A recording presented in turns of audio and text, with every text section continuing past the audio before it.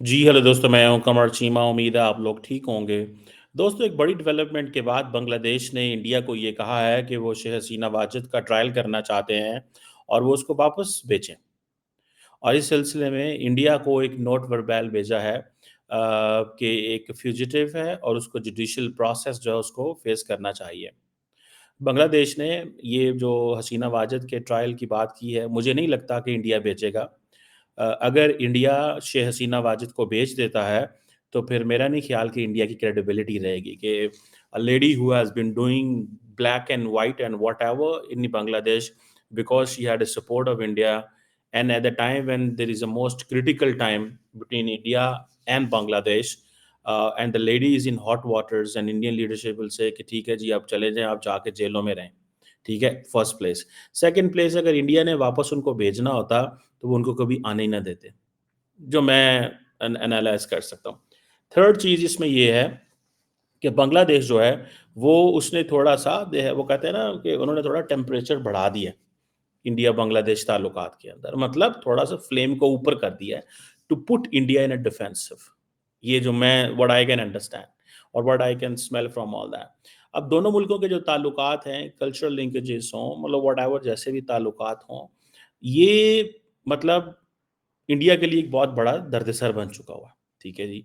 और वो कहते हैं जी कि हम चाहते हैं कि स्टेबल जो नोट वर्बैल भेजा गया वो उसमें यही है कि बांग्लादेश गवर्नमेंट कहती है कि उसको वापस भेजें। ये जो तौहीद हुसैन है, जो आजकल सब देख रहे हैं चीज़ों को वहाँ पे और अभी तक तो वो जुडिशियल प्रोसेस का नाम नहीं लेते। लेकिन इंडिया की जो फ़ॉरेन मिनिस्ट्री है एंड जो शेख हसीना वाजिद हैं, उनके जो बेटे हैं, उनमें से किसी ने भी इस पे रिस्पॉन्ड नहीं किया था। ठीक है जी। और अगर ये इंटरिम गवर्नमेंट आती है, क्योंकि देखें ये कंसेंसस है ना कि इंडिया ये क्या कर रहा है कि हमारी जो सबसे टॉप लेडी जिसके ऊपर सारा जिसका जिसका सारा मसला है, तो वो की है। लेकिन एक चीज़ ज़हन में रखें, इस सारे प्रोसेस से पहले बांग्लादेश की जो फ़ौज है, उसने हसीना को वहाँ से निकालने में मदद की थी। तो अगर बांग्लादेश की फ़ौज हसीना वाजिद को ना निकलने देती, तो सवाल ही पैदा नहीं होता कि वो वहाँ से निकलते। सो ये उनकी वजह से ही, फ़ौज की वजह से निकले थे।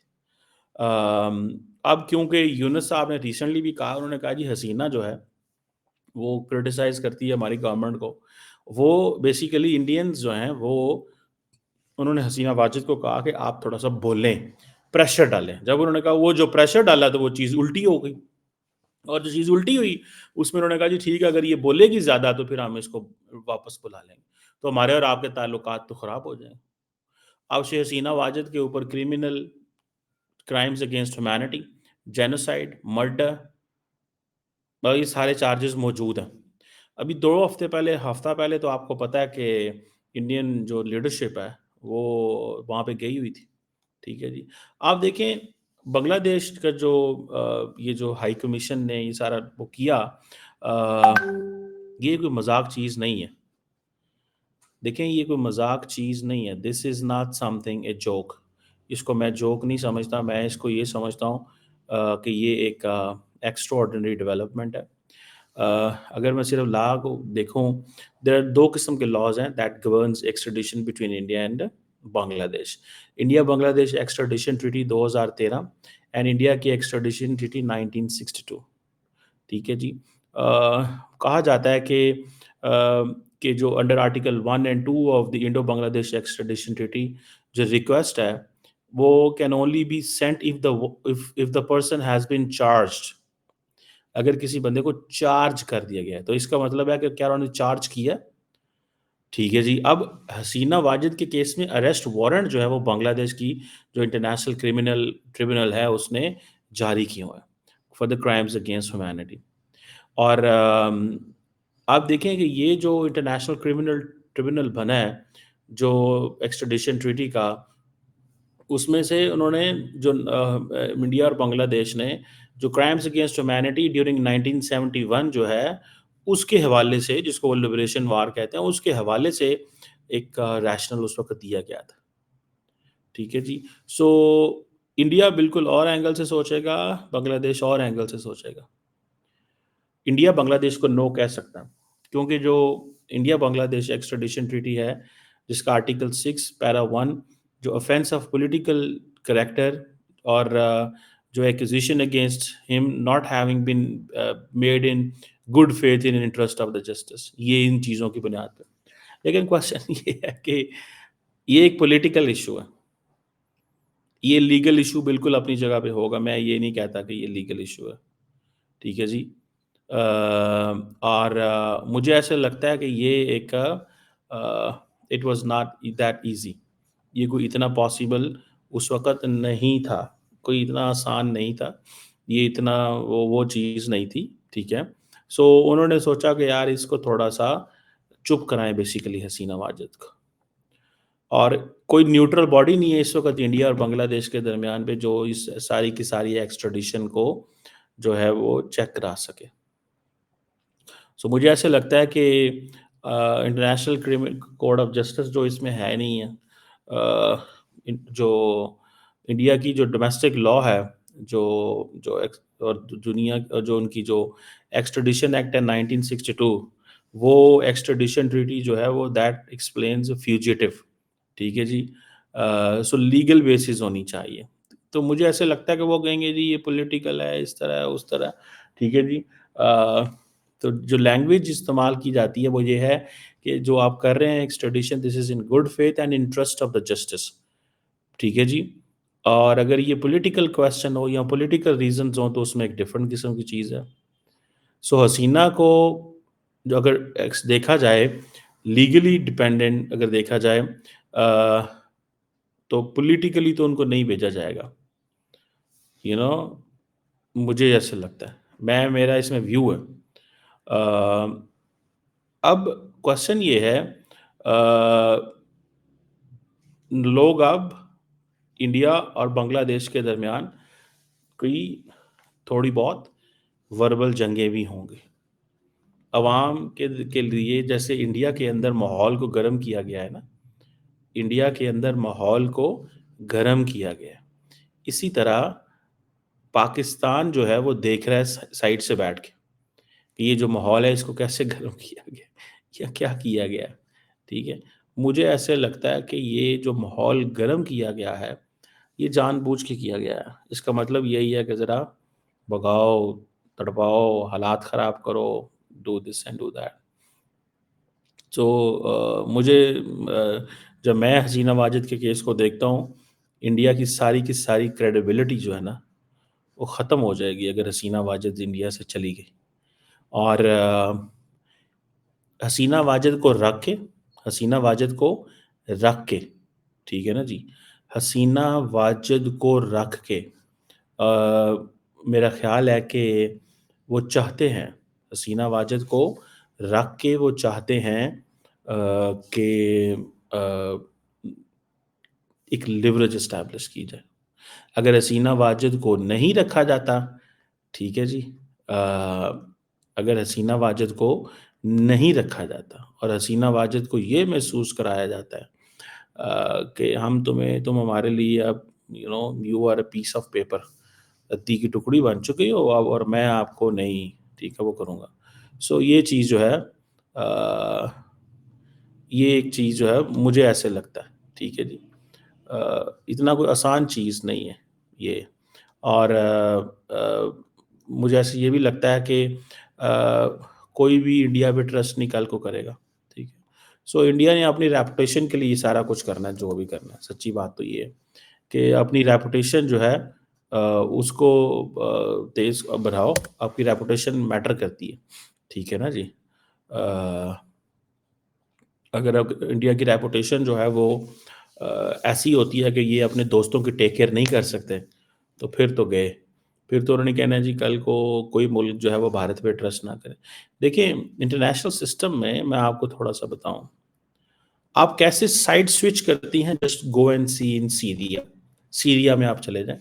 सीरिया में जो एचटीएस है जो पावर में है, वो अल-कायदा थे, फिर इस्लामिक स्टेट बने, फिर एचटीएस बने और अभी वो टाई लगा के हुकूमत में आ गए हैं और दुनिया का हर मुल्क और फॉरेन मिनिस्टर उनको जाके मिल रहा है। ठीक है जी। सो इससे आपको अंदाज़ा हो जाएगा कि how smart they are. So it doesn't matter कि आपका ये चीज़ मैटर नहीं करती सर। जो चीज़ मैटर करती है ना, वो ये मैटर करती है कि जैसे-तैसे, जो भी हो, जैसे-तैसे, जो भी हो, हमें हर कीमत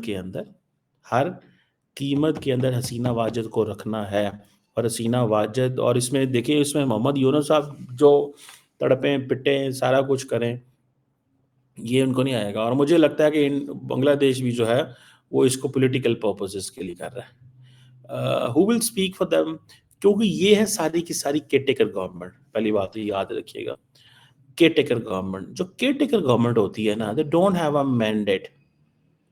ठीक है जी। अ, ठीक है जी। They don't have a mandate to do these things. ये एक नेक्स्ट गवर्नमेंट, इलेक्टेड गवर्नमेंट आएगी, उसको मैंडेट जो है वो शायद दिया जा सके। सो ये एक चीज़ जो है वो मुझे नज़र आती है। That's what I see, that's what I understand. ये एक ऐसा, वो जिसे कहते हैं ना कि एक फ्रेमवर्क है, ये एक ऐसी चीज़ है जिसको थोड़ा-सा समझने की ज़रूरत है कि केयरटेकर गवर्नमेंट कुछ नहीं कर सकती। इंडिया सीधा-सा कह सकता है कि भाई साहब, हमें इस चीज़ का पता है कि Hasina Wajid will not get a fair trial, उसको प्रोसिक्यूट कर दिया जाएगा। उनकी हेल्थ भी ठीक नहीं है, जब वो बेहतर होगी तो भेज देंगे। सिंपल। इंडिया अब इंडिया डिफेंसिव होगा, ऑफेंसिव नहीं हो सकता इसके ऊपर। लेकिन इसकी जो कॉस्ट है, देखिए, क्या हसीना वाजिद की बेटी और बेटा, are they in a position to lead things in India, Bangladesh? They will have to go back, they will have to rearrange. उनको सारी की सारी जो अपनी है ना, जो पार्टी है, उसको रीअरेंज करना पड़ेगा, उसको रीअरेंज करना पड़ेगा। पार्टी को जो है ना, वो अगर पार्टी साथ खड़ी होती है, पार्टी चल पड़ती है, पार्टी उठती है, तो फिर तो ठीक है। लेकिन अगर ऐसे नहीं होता, तो फिर मुझे नहीं नज़र आता कि it will be like this. ठीक है जी। मुझे यही नज़र आता है कि हमें यही चीज़ समझनी चाहिए कि हसीना वाजिद की एब्सेंस के अंदर पार्टी ख़त्म हो जाएगी। कोई सेकंड ईयर, थर्ड ईयर, और ये जो स्ट्रॉन्ग कैरेक्टर लोग होते हैं ना, मैं आपको बात बताऊँ, ये जो स्ट्रॉन्ग कैरेक्टर लोग होते हैं, दे डोंट लेट पार्टी, वो अपनी पार्टी को मजबूत भी नहीं होने देते। जैसे हमारे इधर इमरान खान साहब थे। इमरान खान साहब never wanted his party to be strong, because वो कहता है मैं हूँ, मैं मर जाऊँगा और मेरी पार्टी वहीं ख़त्म हो जाएगी। बिकॉज़ वो किसी बंदे को नंबर 2, नंबर 3, वो लीडरशिप भी तैयार नहीं करते। ये बड़े सेल्फिश लोग होते हैं, those who are strong men and women. वो सिर्फ़ अपने आप पे फ़ोकस करते हैं। वो ये नहीं कहते कि हम एक अच्छी लीडरशिप तैयार करके जाएँ, बिकॉज़ अच्छी लीडरशिप तैयार करने के लिए आपको फिर you have to have principles. अच्छी लीडरशिप के लिए you have to have character. अच्छी लीडर के लीडरशिप के लिए you have to listen to the people. And even if you don't want to, don't want to have all that, and if you are creating because होता क्या है कि because they fear that someone will replace them or someone will come, so they use hook or crook, they come in power, they stay in power. मुझे तो ये इसको ऐसे लगता है। मैं तो इसको ऐसे अंडरस्टैंड करता हूँ। I don't know what will happen further on this, but for me it's a matter of great concern. एक नया, समझें कि एक चैलेंज जो है वो बन गया है। ठीक है जी। ये एक चीज़ है, वो जिसे कहते हैं कि अ, ये एक जिसे कहते हैं ना, अ, ये एक चीज़ जो है वो हमारे सामने है। बहरहाल लेट्स सी कि इसमें इंडियंस क्या-क्या स्टांस लेते हैं। क्या-क्या अपने आप को, जिसे कहते हैं ना, अ, एक एक पोज़ीशन में लाके खड़े करते हैं। क्या-क्या स्टांस लेते हैं, क्या-क्या अपनी पोज़ीशन में अपने आप को लाके किन पोज़ीशन में खड़ा करते हैं। ठीक है जी। ये कोई मज़ाक नहीं होगा, बिकॉज़ ये this is a question of international politics. ठीक है जी।